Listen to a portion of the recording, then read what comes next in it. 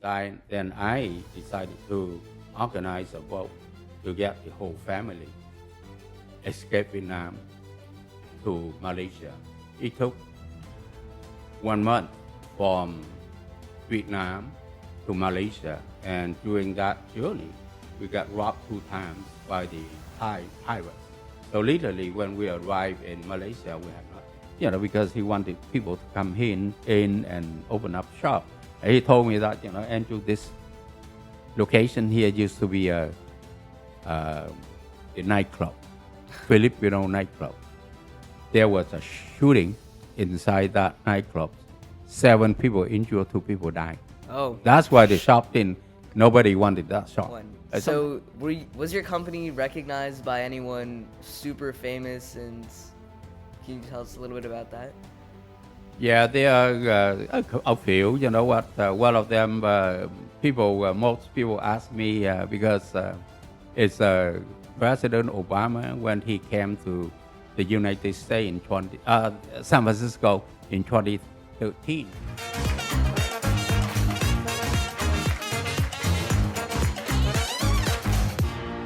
Hello, everyone, and welcome back to the Entrepreneurial Exchange. This is episode number 2, and today our guest is Mr. Andrew Lee, founder of SUGARBOWL Bakery. Mr. Lee, it's a pleasure to have you on the podcast today. Thank you so much, Nathan, for inviting me to your podcast. I am honored to be here, and it's amazing to see you grew up healthy, handsome, and very successful in what you do at school.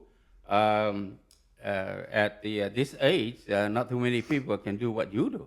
And I remember when I first moved into a neighborhood that your dad moved in about 14 years ago, there was a sign on your balcony saying that it's a boy.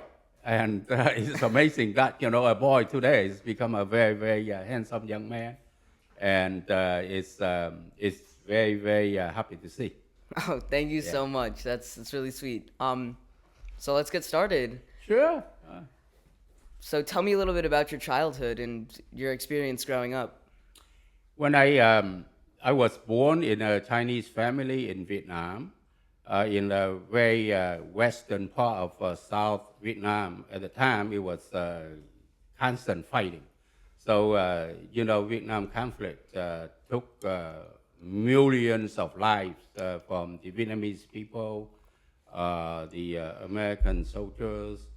So I was growing up in a very, very tiny village. It's about 300 people at the time. Wow. When I grew up, I saw constant fighting. Every night we have to duck into the bunkers. And, I saw people being slaughtered.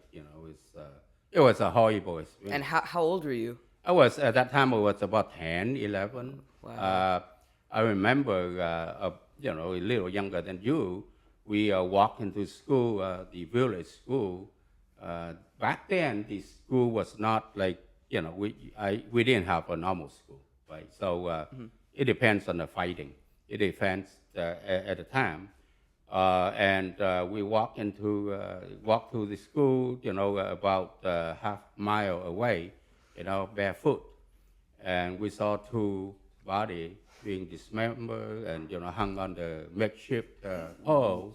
What? And those are the 2 doctors from the city coming to the village to see the patients, like my mom. So, that is one of the experience, I want to share, because at that time it was poor, the condition was so horrible. And I am grateful that I survived until today. That's like, what? Yeah. That is crazy. Yeah. Well, that's one of the examples, right? So I just want to share, so the war.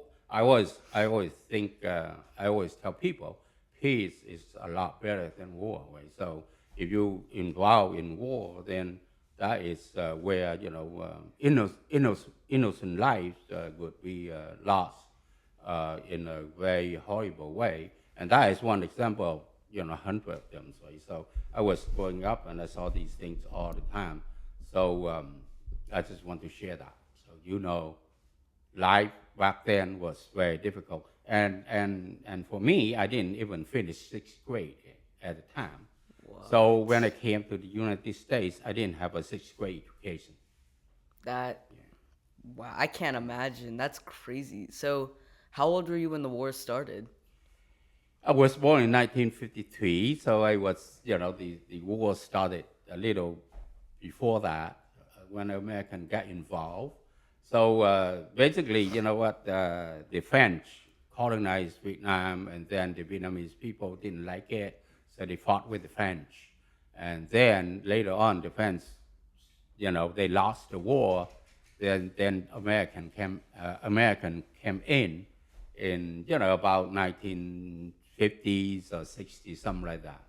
Yeah. So I was about 3 years old. So, tell me about your family. Well, I was born again, in the Chinese family, very traditional Chinese, and my father came from China, working on the merchant ship along the Mekong Delta, and then he ended up in the village that I was born. So he married my mom, and we had. My family, I had another five siblings, one sister, and another four brothers. So I was born in the middle of the family. So during the war, right? So my oldest brother had to go to capital of Saigon, capital of Vietnam called Saigon, to labor for people, and then my older brothers. Are you the 2 3 years. youngest? So no, I'm in the middle. Oh, okay. So he had to go to Bạc Liêu. That is the city very close to where our village is, to work for some other people. So we, as young men at home, we could not live together, because when the Viet Cong, that means the communists, came out at night, they want to drag you into joining them, or when after they left, the army came out during the daytime, want to get you into the army. So that's why we had to scatter, and my two brothers went to the big cities, and I have another two younger brothers living at home with me, and then my sister. And so that's how we have the families there. And then a couple of years later, my dad get tired of the fighting, because our house in the village very close to the army post. Oh. So a couple about 1 or 2 dozens of the soldiers stationed in that post, and then when they withdraw 5 minutes later, the Viet Cong came out from nowhere. So you don't know where they came out, right? Mm-hmm. So the fighting constant, the gunshot was constant. My dad was so tired of it, so he moved to about 5 miles away to another village, a little bigger, and he took the opportunity to open up a neighborhood grocery store, and that was a little less fighting, but the killing still there, because both sides still such like a mouse and cats, right? So I describe our life in Vietnam like a fish between two cats. Sorry, like a what? Like a fish between two cats. Oh, a fish between two cats. So they can play you anytime. They can get you anytime. So that was the life in Vietnam during my my growing up. It was hard. Wow. So let's talk a little bit about your journey to the U.S. What was that like? So in 1975, when the communists took over Vietnam, we stay back in Vietnam. We didn't have any opportunity to leave Vietnam at the time, so we stayed back in Vietnam, and then it was life under communists is like everyone the same way. You have $250, I have $250, regardless how much effort you put in, they give you the same, and you get the same ration of food, the water. So basically everyone the same way. You go to a factory, make 10 chairs a day. I go to a factory, make 1 chair a day. You get the same pay, I get the same pay, right? So there was no opportunity. So we decided to look for the way to get out of Vietnam by escaping by boat, by fishing boat. So in my own situations, I fell 3 times, but I did not get caught. So it was good. And later on, my oldest brother left, my youngest brother left, and then I decided to organize a boat to get the whole family escape Vietnam to Malaysia.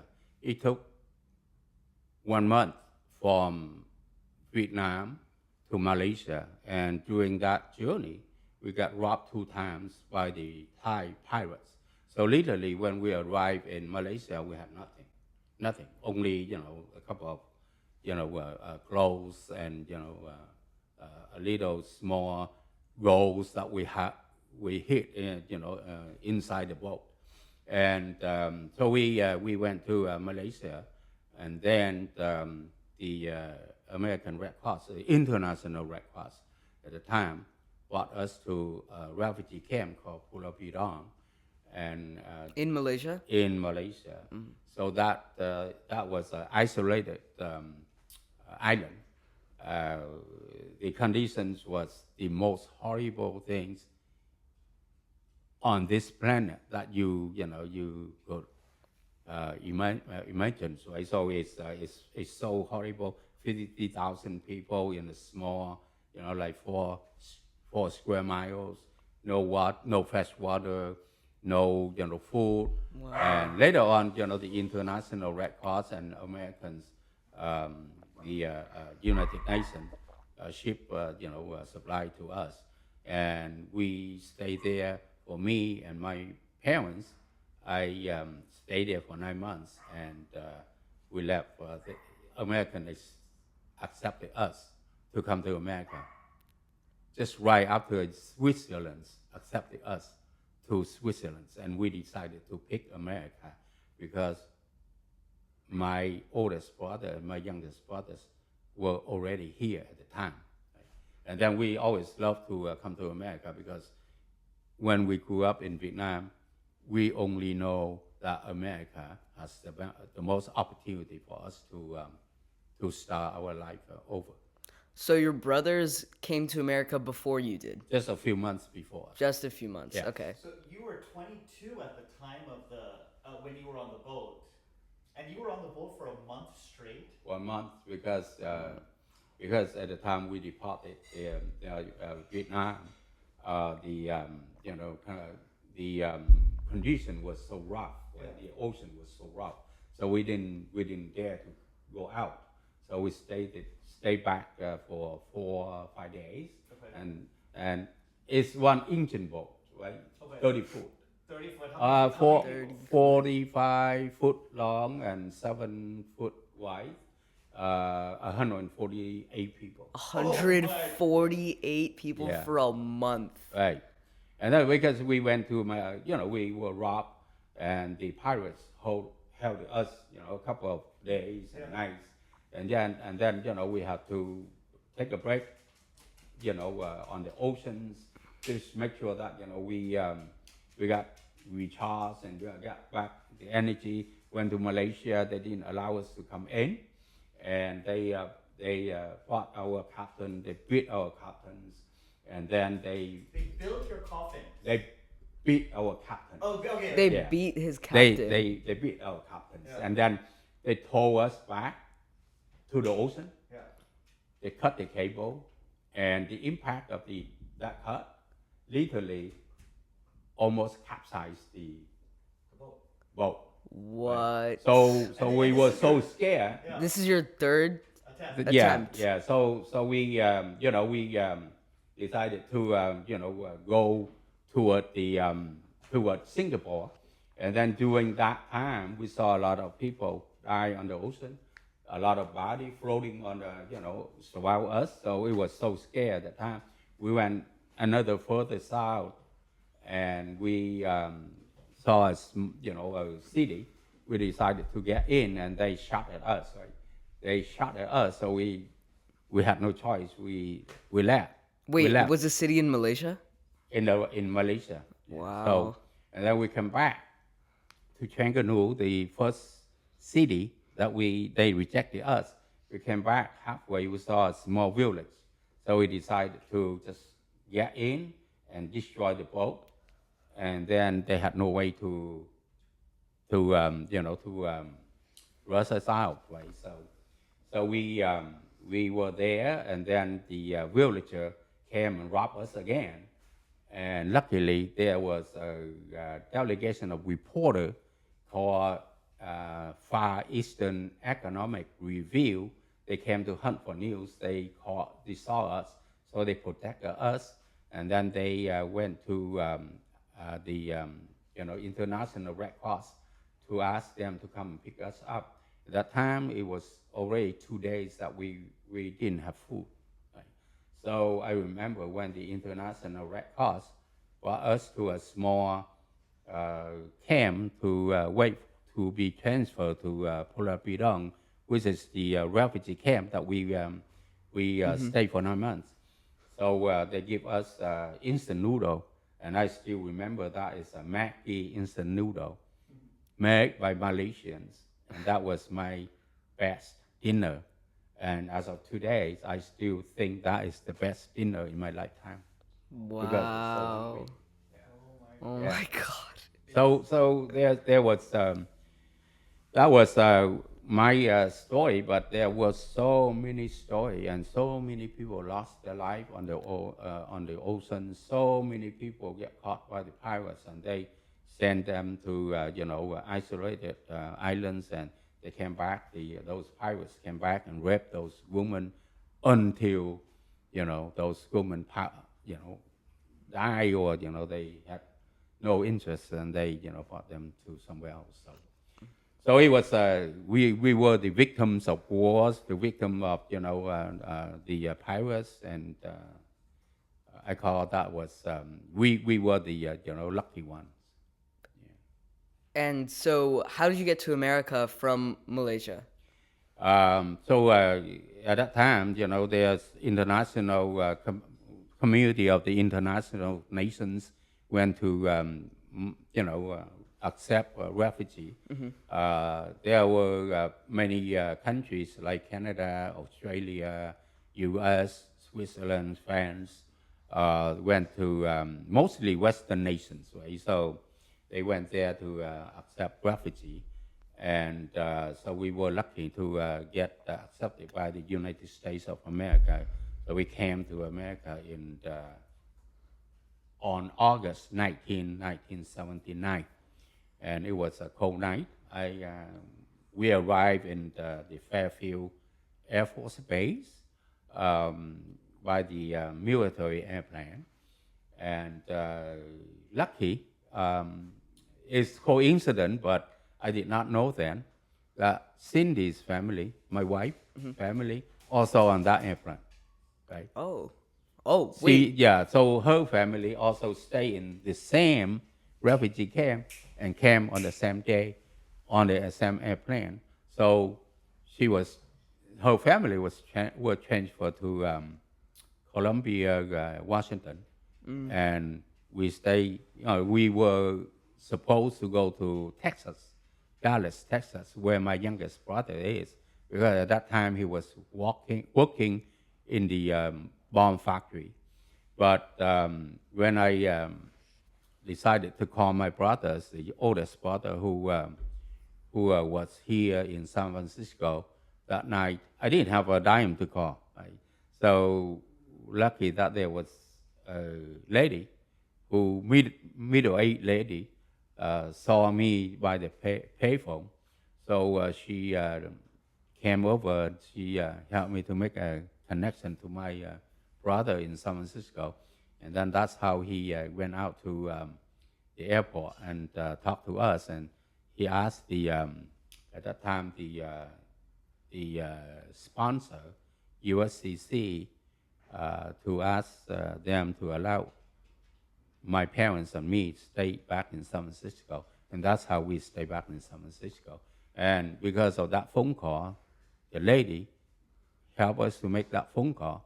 I always think that being kind to people is always good. Right? You lose nothing, but you may help people, just like me at the time. Regardless, it's big or small, being kind is good. So that lady actually make a connection for us, and then we stay back in San Francisco at the time. Wow. So the lady let you use the phone, so you can The call payphone, the not payphone. the payphone. So you can call your brother. Now your brother didn't know where you were. No. So because he was here, and his family were here a few months earlier, and then we knew that he was in San Francisco. He had a phone number for us through letter, communication by letter. It take weeks or months to arrive, but we had his phone.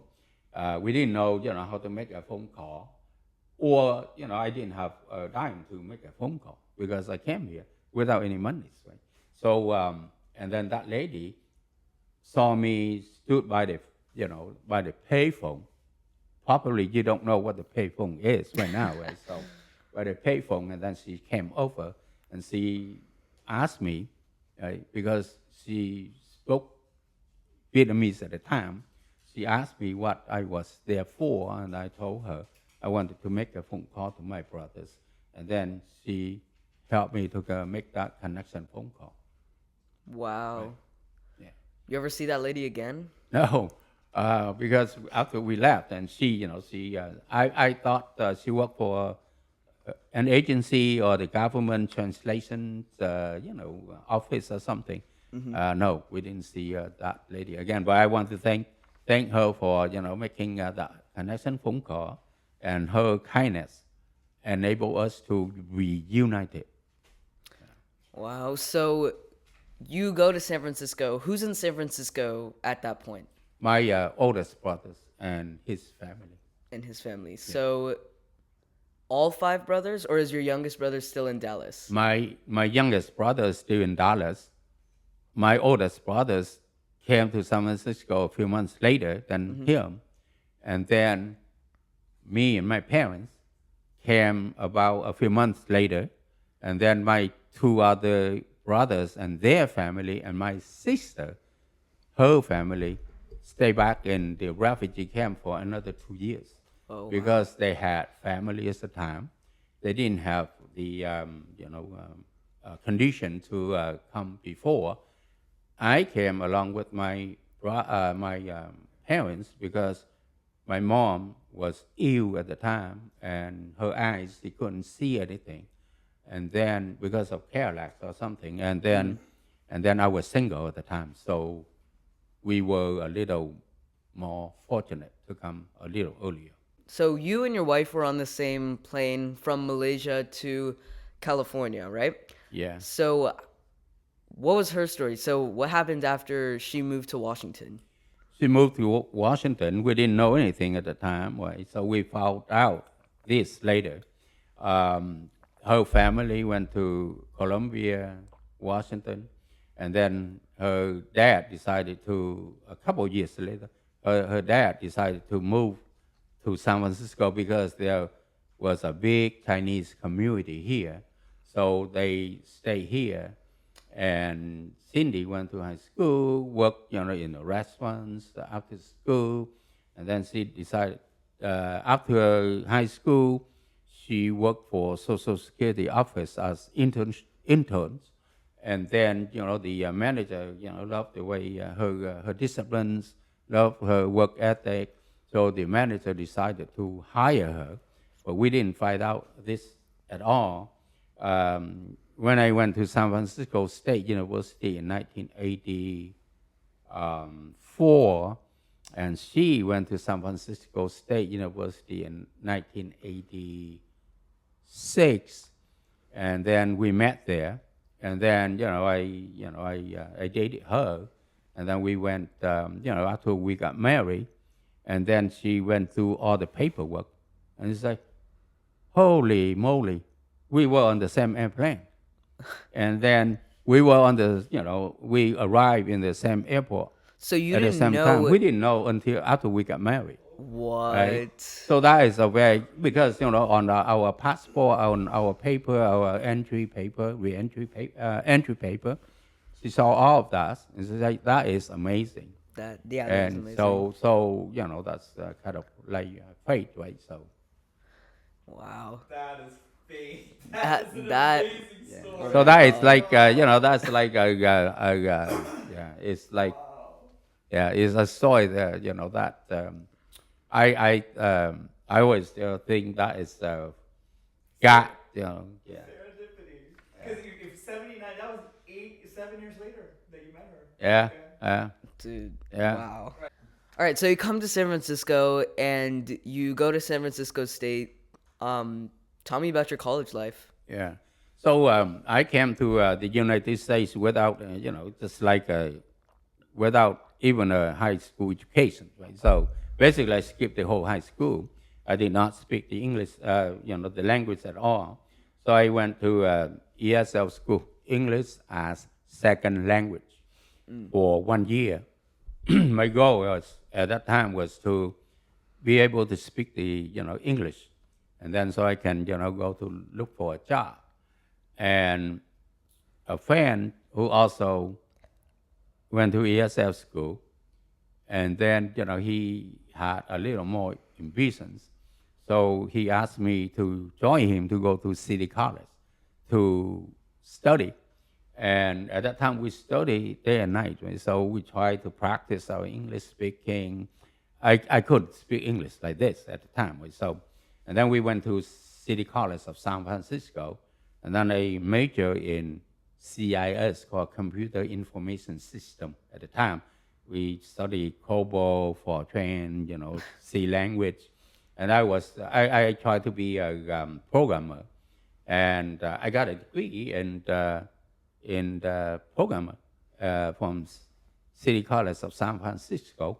And then my friend, the one that I told you, that he got me to City College, went to San Francisco State, and then he was kind enough to ask me, hey, you know what? Let's go to San Francisco State University to get a 4-year degree. At that time, I was poorly health. I needed the money. I wanted to go to get a job, but at the same time, we applied for work study, Pell Grant, get some, scholarship, and then I got enough to go to San Francisco State University. So I went to San Francisco State University for another 2 years, and then I got my financial accounting degree, and so applied for a job at that time because I didn't speak the language properly, so it was hard to get a job. But there was one agency in LA accepted me to work for them in LA, but it was too far for me at the time. So I didn't know the route. I didn't know how to get there. I didn't know anything at all. So I decided not to go, and that was in 1986. 1984. My brothers and I at the time, we did a lot of odd jobs. My sister-in-laws worked as seamstresses, right? And then my brother worked as dishwashing, dishwasher, bus boys. And so I was like a handyman constructions. So we got some money, and then we didn't have enough money. So my mom loaned me $5,000, and then we joined together to buy a small coffee shop in San Francisco in the district. Richmond district. Back then, it was called SUGARBOWL Bakery, right? And then it was so small, 2,500 square foot, only $300 sales a day. The couple couldn't manage that, so they decided to sell. So family friends across the street knew that they they wanted to sell it. So he came to my brother and said, hey, maybe you guys should buy that one and have a coffee shop. So that's how we purchased SUGARBOWL Bakery at the time for $40,000, and we started from there. Wow. So it says on the official website, there's a picture of the Sugar Bowl, the first Sugar Bowl bakery. It says Sugar Bowl Chinese and Vietnamese beef soup. I'm curious. Do you want to talk a little bit about that? Yeah, so that shop was a bakery and donut shop. So the owner at the time make donuts in the back, donut, croissant, muffins, donuts in the back, and serve coffee. And then at the time we bought that, then there was not enough revenue for us to survive. So my brothers, the one that came 2 years later, he already knew how to make some Chinese donuts at home, and then he brought that trade into a business, and we make Chinese donut additional, to generate additional revenue, and then as entrepreneurs from Vietnam, so we always, we know to cook at home, and then we know how to cook pho, we know how to cook noodle soup, so that's how we introduce those into that shop. And then we have one side serving coffee and pastry. The other side is Vietnamese noodle shop. So that is how you see it. Yeah. So it's 1994 right now. So you bought the shop, right? So what happens next? So we knew that we have to generate more revenues to survive, because the families, a lot of family members work there. So we decided to make donuts, and we deliver to delis, other coffee shops, school, church events, and around the San Francisco area. And then that's how we expanded it. And then we save enough. We save about $90,000, because basically our $90,000 saving is from saving, right? Because at that time we didn't take vacations, we didn't go anywhere, we didn't spend any things lavishly. Mm-hmm. We owe clothes, so I had my clothes at the time I came to the United States. Went to Goodwill, bought bought my clothes in Goodwill, and I wore that for 10 years. Right? So until I met Cindy, she decided to change those for me. But basically, we saved about $90,000 in 1996. And my oldest brothers, wanted to buy an apartment to rent to people, and so we could get a passive income. Well, I thought there was a better idea that because we have so many people in the family, we could buy another building, and then we open up another shop. So that's so we debate, and then I make my point to them, and it makes sense to them. So we bought the building in Daly City at the corner of Templeton and Mission Street. So that is at the border of Daly City and Templeton. And I bought that. We bought that building. So basically, that was a rundown building, right? It was closed, and then the area was not that that clean.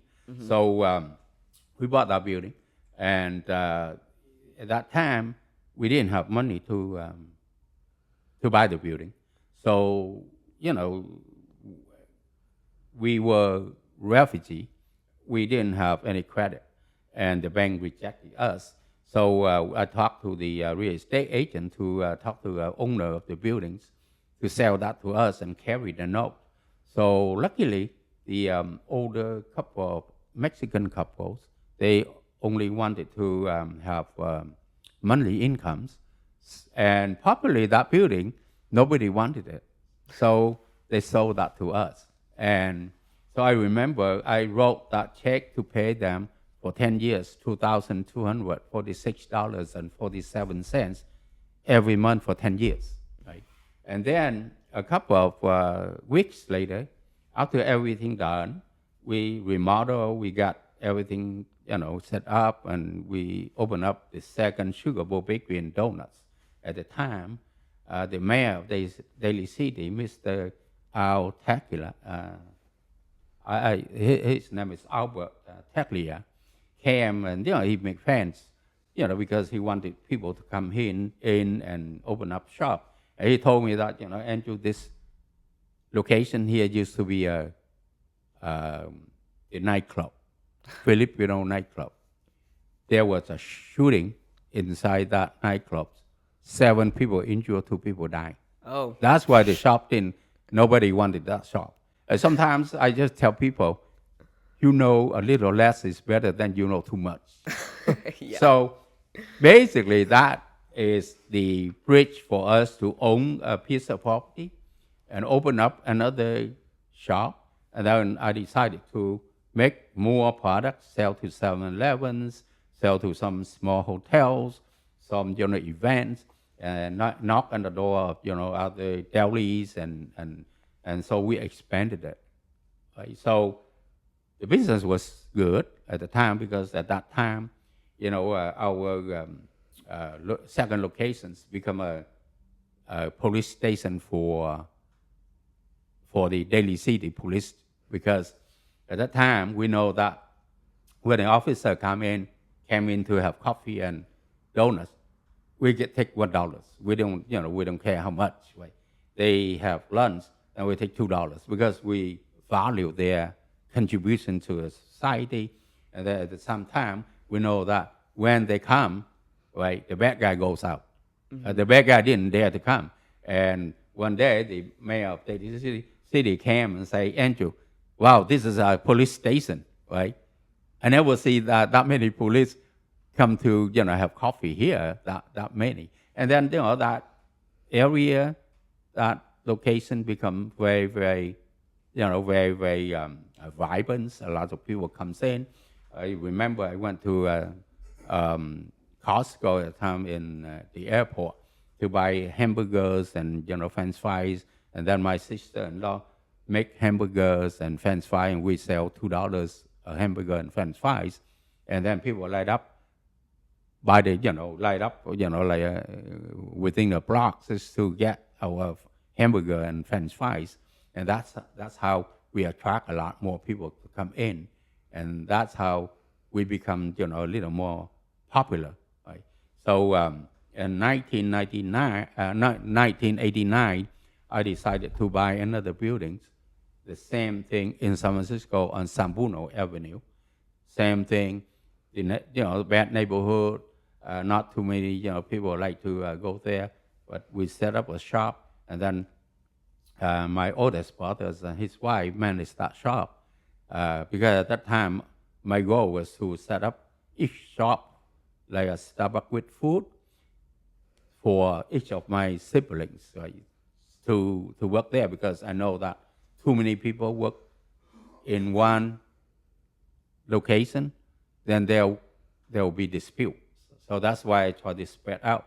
And then so that shop in San Francisco on San Bruno Avenue now is very, very, it's a lot of shops there, a lot of people move in, a lot of, businesses move in, a lot of Asian communities, and we still own that building, even though we didn't own the business. So all the buildings that we bought in 1986, 89, and 88, those buildings, we still own it. As up to today. So do you still sell? No, we in 2008, when the economy collapsed, then we closed all of these. We sold most of our retail location, and we closed all of the rest of it, and then we still own the building. So what are the? So the one in Mission, which building is it? The La Loma building or the La Perla restaurant building? Which, if you were to see, Oh, who's there now? that one So is this is now Mission and Temecula. yeah. So that is the right now is Mountain Mike. So that building. Yeah, that building. So So you own the building and you rent it to other restaurants. yeah, Okay. yeah. So that is owned by a Indian entrepreneur. He's in high tech. He owns a couple of mountain mites. So he decided to reach out to us and ask us to lease that to him to open up a mountain mite. So he owns a couple of mountain mites pizza places. Yeah, very entrepreneurs, young man. Yeah. 1986 we bought the first building. 88 we bought a building next to the Daily City one to move our parents from Chinatown to live there to be closer to us and then closer to our business. 89 we bought another building in San Francisco on San Bruno Avenue, right? Mm-hmm. And then we opened up a couple of more. We opened up one in Berkeley, 4th Street, Berkeley, called SUGARBOWL Bakery and Cafe. And then we opened up another one in the Kaiser Building in San Francisco on Gary Boulevard. So we opened up, a couple, a few more. I ran out of brothers who manage the store, so I hire people to manage it. Right? So in to go on, then in 20 in the 1980s and 90s, we were the biggest food service bakery in the Bay Area because in 1993 I took out the SBA loan, and we bought a restaurant in the Bayshore district, and there is the empty building next to it. So we opened up a commissary making donuts and pastry, and sell to other wholesalers, sell to hotels, sell to hospitals, and then the restaurants next door is managed by my sister-in-law, my youngest brother and his wife, right? And then I manage all the finance, all the PR, all the accounting, and then I also managed the wholesale division at the time. And then 1993, now is 1993, and then we bought trucks, bought vans, and then we hire people, make all these, pastry. We sell to a lot of hotels, a lot of 7-Elevens, a lot of other coffee shop. So we became one of the biggest hospitality in the pastry, fresh pastry in the Bay Area. And it all started from just knocking on a door. Yeah. And you would just cold call because this is before email. Yeah. And this is before, in social media. Exactly. All cold calls, bought sample to chef, to make phone, make phone call, cold call, and every night I came to the bakery, and then I packed boxes of samples, wrote a personal note, put there, and I instruct my driver to stop by certain hotels. I packed 55, Hyatt, Marriott, Holiday Inns, and then give it to them and say, chef, try our samples, and we are here to serve you. And then that personal touch that make a lot of people love us and buy from us.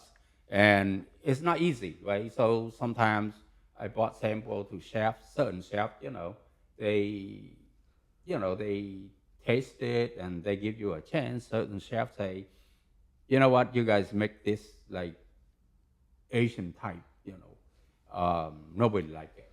Right? But it's lucky that I get connection. I make sure that I reach out to people who mentor me and who teach me, fans or someone, the vendors or the tech guy from the vendors who came in to make sample for me and tell me certain things. But creativity is endless, right? So I always try to make sure that I'm a little curious, ask one more questions, be a little creative, and so that's how we started it. And opportunity arise when there's another building next to the one that we made, we had as a commissary vacant up.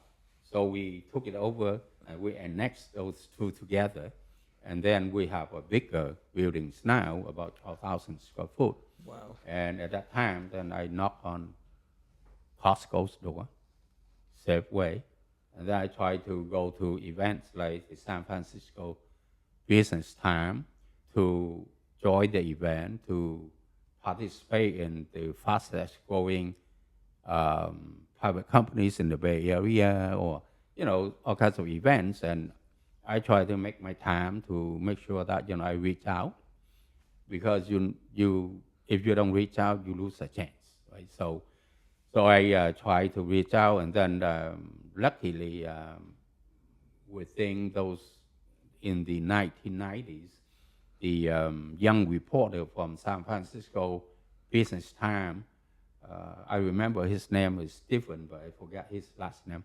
came to write a story, to write my story, published. And then Costco people saw it, the Safeway people saw it, and everyone saw it, and they love entrepreneurship, they love the underdog story, so they give the disadvantaged a chance to prove it. Right?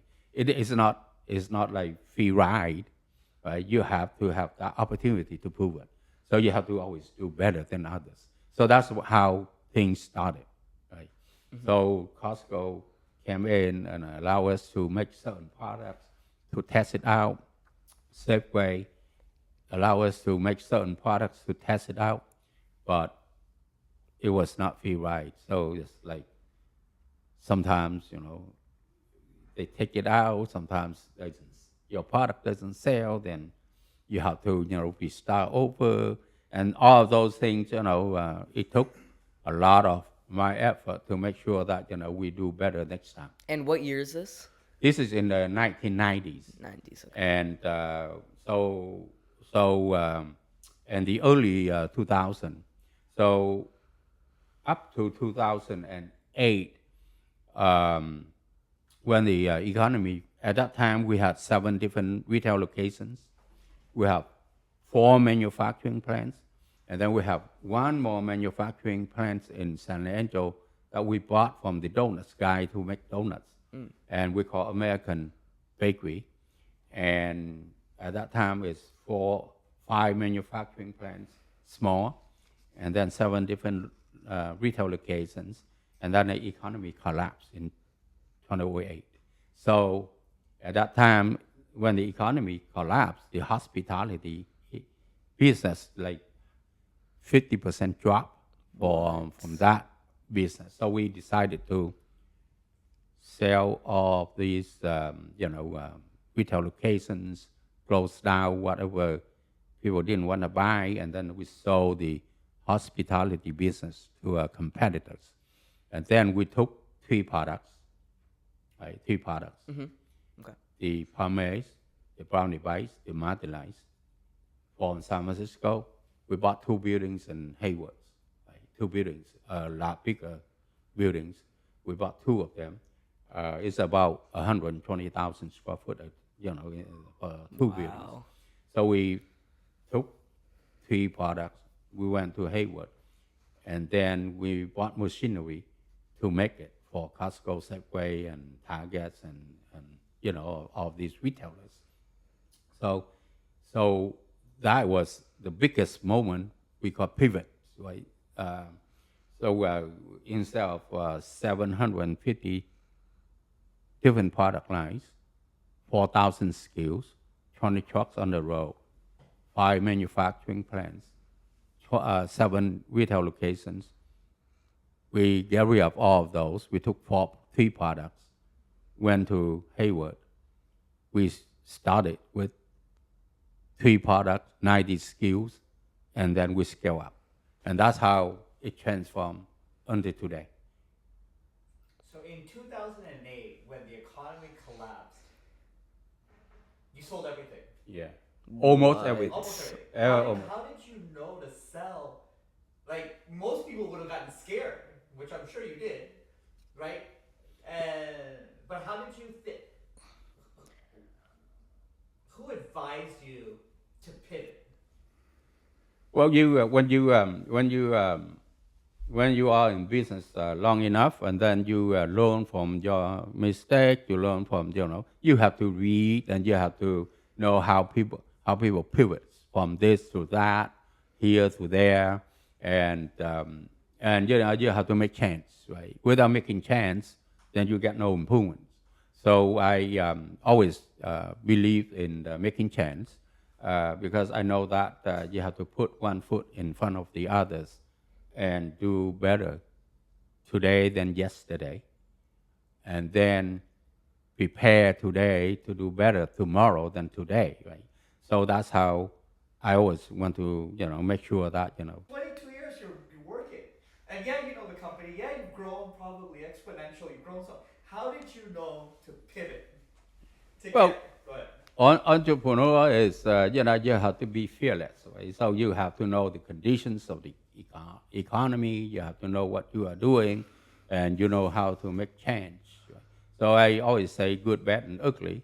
They are, in our lifetime, every day me, or everyone will have to encounter good, bad, or ugly, right?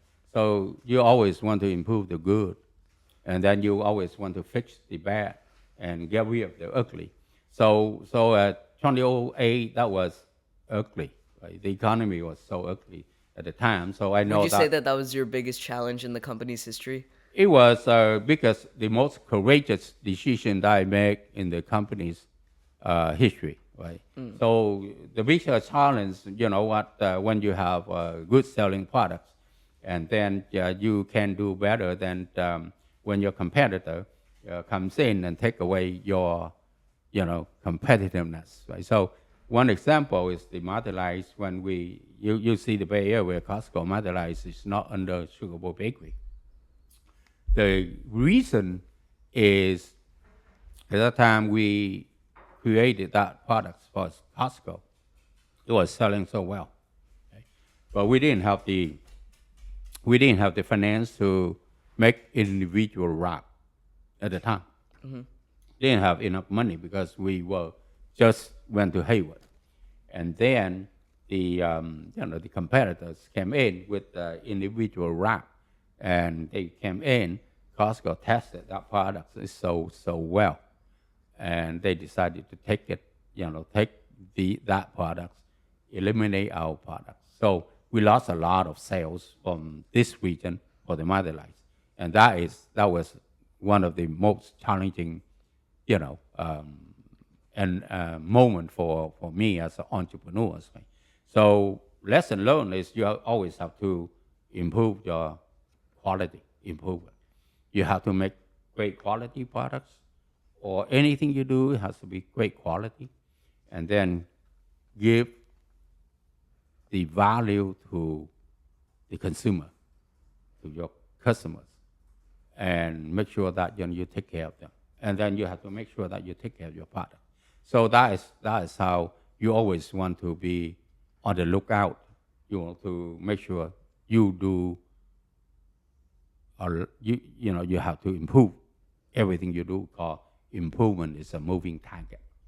You cannot say this is it. I cannot improve anymore. You can. Right? you have to always think you can. Wow. Yeah. That's amazing. So how do you ensure that the company's culture today, with a much larger staff, still reflects the core values and the mission of the Five Brothers? Well, culture is not something we talk or something we put on the wall. Culture is we have to live culture. We have to live. We are living culture every day, right? So when whatever you do, wherever you go, you act, you talk, you educate others, or you deal with people. You have to act correctly and right, and people want to learn from it. And whenever we hire someone, right, we make sure they know our culture. And we don't talk about culture. We have to act. We have to make sure what we do culture. And my friends told me that um, you're creating a good culture and to maintain it. It's like managing from the grave, right? So after let's say after I die, people still think the Lee's family, this is the culture. They treat people correctly. They make sure things are fair to everyone. They improve everything they do. They treat a janitor like they treat their CEO. So that's our culture, and everyone should know it. And it's something that we live every day. Wow, that's amazing. So, was your company recognized by anyone super famous? And can you tell us a little bit about that? Yeah, there are a few. You know what? One of them, most people ask me because it's President Obama when he came to the United States in San Francisco in 2013 to talk about immigrations, and he reached out to he's reached out to a friend in D.C. to reach out to me, and he wanted to use my story. So this is how everything unfolded. And a friend of mine reached out to me, and I say, you know what? At that time, I was driving Cindy to see a doctor to get a test. And I said, you know what? Yeah, President Obama want to talk to me is nice, but my wife, well-being is nicer, right? So I have just say no to the president. I'm sorry, but let me take care of my wife first. And then a few days later, of course, Cindy was okay. The test was okay, and then she reached out to me again, and then say the president think that there's no any other story better than yours, so his office still want to talk to you. So I say, okay, you know what? Now Cindy's okay, and I took care of my wife. So let me hear what the president wanted to do, right? So and then she said the president will come to San Francisco, deliver immigration speech, wanted to you to attend and use your story, and that was very nice, and that was one of the biggest honor, right? So as a refugee, came from Vietnam with nothing, create companies and the highest office in the United States, reached out and wanted to use my story, and that was one of the biggest moments in my life. Right? So, and not only that, the president took time and talked lengthy about my story, and that was on national broadcasting. Right? Wow. So everyone was, CNN, Fox News, all of them was live at the time. So it was it was an honor for the president to mention my story, and that was non-political. It's only using my story. So, what's your vision for Sugar Bowl Bakery now? Well, Sugar Bowl Bakery was gonna stay here. We, as of we came here with nothing. We started with the 2,500 square foot facilities. Now we have about 300,000 square foot facilities. 6 people working there, and family people. Now we have about 500 some people working. We used to serve local patrons. Now we have international customers, right?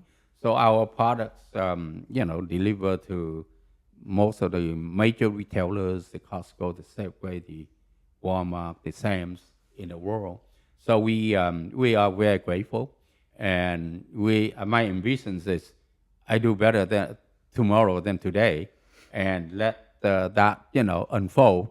I do not set ambitious goal. As long as we treat people correctly, our the business is profitable, and we maintain our cultures of humility, qualities, families, and we deliver our values every day, and that is my vision for the companies. Wow. Amazing job. So, what are some of your favorite books that you've read? Well, I have read a few books. One of the great book is by Howard Schultz of Starbucks, called "Pour Your Heart Into It." So whatever you do, you have to love what you do and do what you love. Right? So the other book is Made in America by Sam Walton of Walmart. He's a great entrepreneur. So he wrote the books, and he always think that talent runs business, not his children. Right? So that's how Walmart is getting a lot, the biggest employer in the world, and the most successful company in the world. But the Sam Walton's children don't work there; it's all outsider. But the family is the richest in the world, right? So that is a typical book that I want to read, and then in strategy, then you want to read Blue Ocean Strategy, right? So in any field you are in the future, you want to create a blue ocean for yourself. You don't want to compete in the Red Sea, right? In competing in the Red Sea, that means you compete by price, not by quality, not by innovative products. So you want to create a blue ocean so you can reap the benefit yourself, right, before people catch up. And there's another book that lately a young guy, he's also Indian descent, he's a very smart guy. He recommended a book for me called Unreasonable Hospitality. Right? So you should read that book, and they talk about how to make sure you compete in a good space. So, you work a lot, and you've worked for a large portion of your life. So, what do you do during free time, and what makes you happy? Well, I'm happy when I see people around me successful, and I love to see people like you, young and ambitious, and you have the vision for yourself. I like the younger people, my sons, my grandchild, to be happy, and when people around, and my employees, my management team, because people around you happy, then you are happy, right? So there's a saying, say, even if you burn your neighbor's house down, it doesn't make your house any better, right? So you have to make sure that your neighbor is being, is good, and so you can be happy. I usually love to go outside, have a drink with my wife, and have a good meal, and we take a walk outside, or I travel with them. So with her, so being with family, with friends, will make me happy, and I don't have to have drive Lamborghinis, or Ferraris, or eat Michelin star restaurants. It's nice, but it's not something I like. Right? Something I like is being humble. Make sure that people are approachable to people, and I love to see people successful. Wow. Yeah. So Now we're gonna pivot on to the next part of my podcast. I call it Nate's 8. So I'll ask you 8 rapid fire questions, and you need to answer them. All right. So for the first question, if you could have dinner with anyone, past, present, or future, who would it be? Well, I think that my wife's still the best person for me to have dinner with. What was the last book that you read? Not your favorite. The last book you read. It's unreasonable, Hospitality. unreasonable Hospitality. hospitality. Sorry, it's escaped my mind. What is your favorite song? Hello, Hello by. Lionel Richie. Okay. What is your favorite sports team? Right now, I don't have any favorite sports team because I don't watch sports that much nowadays. What's your favorite food? Asian food, Like, what specifically? Indian curry. Oh, really? Yeah, Okay. I grew up with Indian curry. Yeah. Where's your favorite place in the world? Home. Home? Yeah. If you could go back in time and say something to your younger self, what would you tell him? Keep doing better. What would you do if you could be anything other than, or if you could do anything other than what you do right now? I have no regret of what I'm doing. I still want to do what I do. Wow. All right. So that's a wrap of that section. So S is like amazing. Okay, And then S. A, B, C, D. Okay, it's amazing. Okay. So starting off, we have the classic Madeleines. Well, the classic Madeline is S-1. S minus 1? Yeah. So what does that mean? So S? if you want me to rank it, Oh, no. Just put it into S, A, B, oh, C, S-A, D. there's no ABC there, so it's all S. But S1, S2, S3, S3, because if anything drop below X, then we are not in the retail stores. Okay. So you got what I mean? Yeah. I'm Yeah. just talking about like taste wise. Okay, the but taste. Okay. So you, if you have to, if that's a must, then I could say the Madeline is the A. The A? Yeah. Okay. Next up, we have the Palmyres? Pommes. Palmyres, okay. What would you rank that? That's S. S? Yeah. Okay. So I always there's a saying if you have a bad day, right, all you need is love and a pommes. So we made 1 day of productions. If you stack up the pommes, one after the others, the height will be equal to 21 Eiffel Tower. Oh, Right. what? The height of the pommes you stack up in 1 day's productions. We Okay. make the height of that is equal 21 Eiffel Tower. What? You know That's Eiffel crazy. Tower, right? Yeah, So yeah. in Paris. So one year production of that pommes, if you link one cookie after the others, 1 year of production, the length of that can be from here to my hometown in Vietnam and come back halfway. What? So we make that much. So that is a lot of butter. And it comprises of 2,542 layers. Wow. So it takes a lot of effort to make it. Yeah. Next up, we have the duet bites. So for those who don't know what the duet bites are, it's half Madeline, half brownie. That's probably my favorite of all the Sugar Bowl products. Those are so good. Sprinkle a little bit of salt on top. Oh my God, it's amazing. Yeah, that's then that is a B. B? Yeah. Really? So you know what? You have S and A and B, right? Yeah. Or can I? Oh, you can put multiple. I can put that as A too, right? A? Okay. Yeah, yeah. So many years ago in 2010 or 12, when President Obama came out to run for the for the office, people make a big deal out,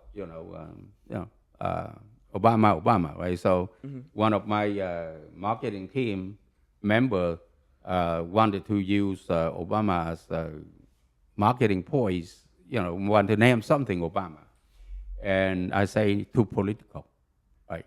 So I said jokingly, yeah, you can make an Obama bite. And then that's how they put black and white together. Oh, Yeah. wow. And then we still, I thought, it was too political, too controversy.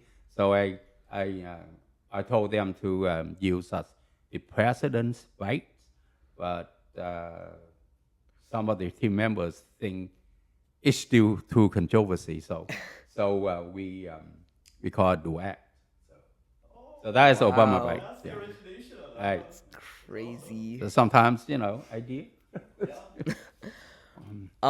So next we have the brownie bites. The brownie bite is the Chronicle ranked at top of any other brownie bite in the nations, in the Bay Area, actually.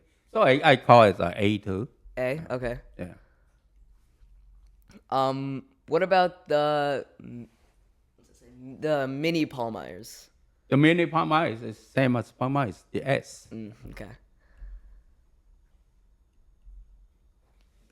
What about the pumpkin madeleines? The pumpkin madeleine is seasonal, so in the fall, then I would call that S.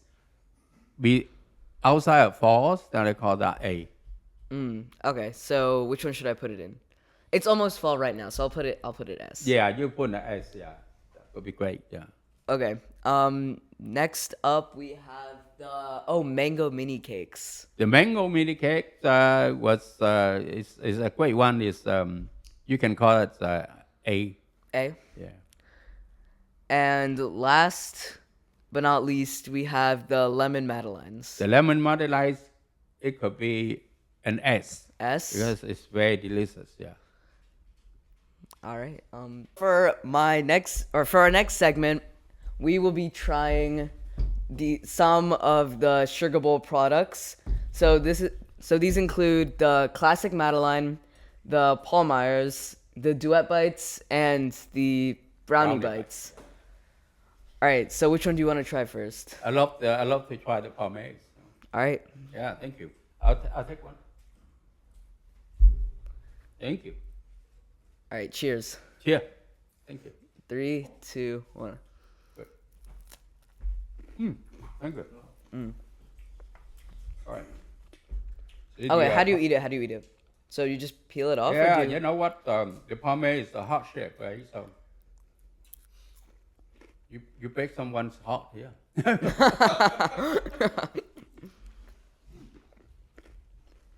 And when you started making these, was this in the first Sugar Bowl factory? Or like the first, before you sold?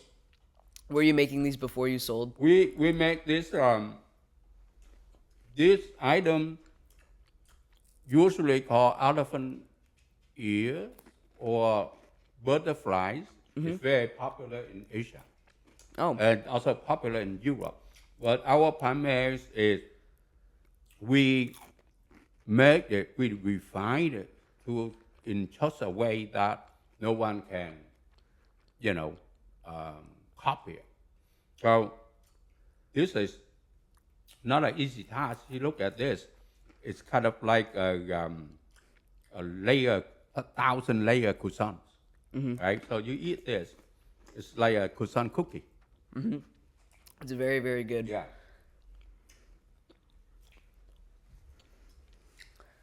And then we go to the next one. The Yeah. next one, we can take the mother rice. Okay, here. Cheers. Yeah. Our mother rice is we call buttery mother rice, right? So we put a lot of butter in here. Our competitors' products make like a spongy cake, like a sponge cake. They put their ingredients has less butter, and ours is a lot more butter because we know people. At the end of the day, people value quality, so that's why we use butter a lot more, and butter is our number one ingredient in the whole company, right? So More than sugar. More than sugar? more, yeah. My my uh, my vendor, our vendor, one time told us we are the number 2 butter volume user in Northern California. Oh, wow. What's number one? Number 1 is See's Candy. That's what they told me. So you're second to C's Candies Yeah. in butter? Yeah. Wow. So we use a lot of butter. That's the number 1 ingredient. So we always know that in order for for us to compete, then we want quality. Yeah. So if you see, it's a very typical mother rice. It's slightly burned at the edge. It's very crispy, and caramelized outside, and it's very soft inside, and buttery soft. So that's how we make our. And then we go to Obama bite, right? The Obama It's bites. duet. The duet bites. So it's very it's very unique. So this one actually is one of many people's favorite. But I cannot lump everything together, so that's how I rank it. Yeah, it's very soft, very good.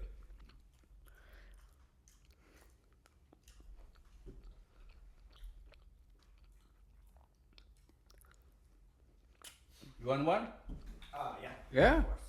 Absolutely. we left one for you. No, Yeah. I put 3 on everything. I just didn't want to mess up the camera, so. That's okay, yeah. And so Nathan, thank you so much for having me here today. Yep. I'm very happy to see you go. You grew up very healthy, very handsome, and the future belongs to you. Right? You have to go and get it, but I'm sure you will. Thank you so much. Yeah, this generation is all about AI, right? So regardless what field you go in, and that is going to be the future of of mankind, the AI. Yep. All right. You want to try our last one? I will try the last one. Yeah. All right. This is- Cheers. Yeah, And so- was the brownie one of the 3 products you took to Hayward? Yeah, yeah. Okay, so it was the brownie, the Palmyres, and the Madeleines. Madeleines, Okay. So the duet was later. Okay. So we created that one after President Obama became the president. Amazing.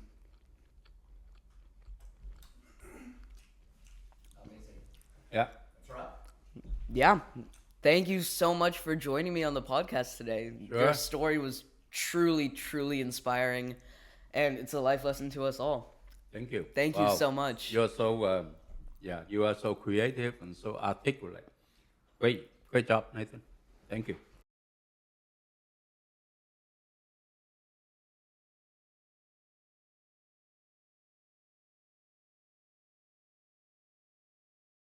This country in ways that we can't even imagine. And I'll just give you one example to wrap up. Andrew Lee is here today. Where's Andrew? He's around here somewhere. There he is. Now, Andrew's got an amazing story.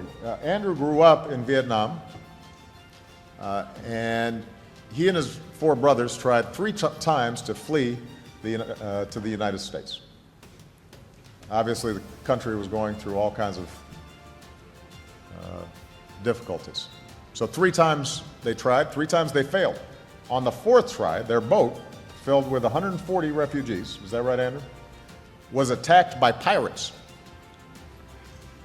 But the Lees and their family eventually made it to Malaysia. And then they eventually made it here to San Francisco. And they learned English. And they worked as handymen, and they worked as seamstresses. And eventually, Andrew and his brothers earned enough money to buy a small bakery. And they started making donuts. And they started selling them to Chinese restaurants. And with a lot of hard work and a little luck, the SUGARBOWL Bakery today is a $60 million business. All right?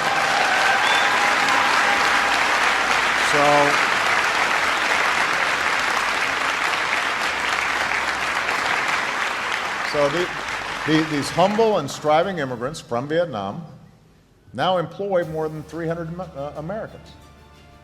They're supplying pastries to Costco and Safeway and almost every hotel and hospital in San Francisco. And I don't know if Andrew brought me any samples, but you know, they must be pretty good. And Andrew says, you know, we came here as boat people, so we don't take things for granted. We know this is the best country in the world if you work hard. That's what America's about. This is the place where you can reach for something better if you work hard. This is the country our parents and our grandparents and waves of immigrants before them built for us. And it falls on each new generation to keep it that way. You know, the Statue of Liberty doesn't have its back to the world. The Statue of Liberty faces the world and raises its light to the world. When Chinese